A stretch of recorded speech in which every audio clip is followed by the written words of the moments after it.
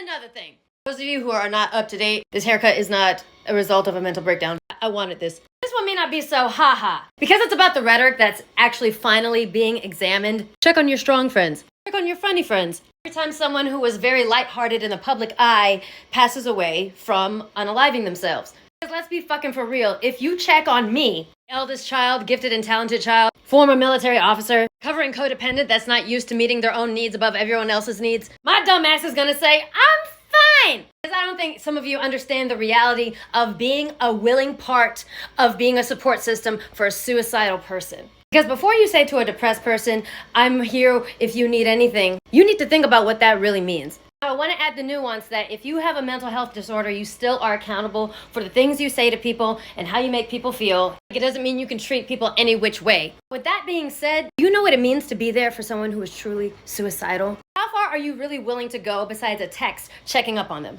Are you willing to sit with them while they have a complete fucking mental breakdown, screaming and crying? Are you willing to drive or fly to their house? Maybe you have to help them clean their apartment. Are you ready for the calls that might come in the middle of the night? Are you willing to cook for them when they're just paralyzed? Are you willing to listen to all the dark thoughts that they're having and not prioritize your discomfort above them in the moment? Are you willing to do that? I say this because these are things that have been done for me and that I have done for other people. It has kept me alive, and I have been told that being willing to do that for others has kept them alive. Caretaker's fatigue is also a thing. That's another nuance to add. If taking care of someone makes you tired, that's completely valid. But are you willing to enter that discomfort to save someone's life?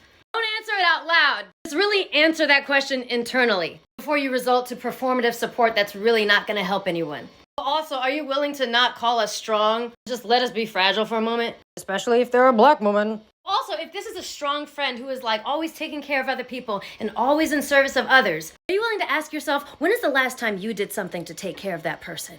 Maybe when they're having a hard time mentally, you all of a sudden lose interest because they're not useful to you anymore. Yeah, like I said, ask yourself if you're willing to go the distance like that. Answer it internally. Don't say it out loud because your words don't matter. What you are willing to do and what you actually do matters. If you're not willing to do that, you're not ready to do that, that's fine. But keep the check on your strong friends rhetoric to yourself. Keep it in your mouth. Don't let it fly into the world. Because like I've seen many people on TikTok say, it's giving thoughts and prayers. It's going to take a little more than that to help somebody with a chemically altered brain who's forming a lot of reasons why they shouldn't be alive, and they're looking pretty solid. Yeah, marinate on that.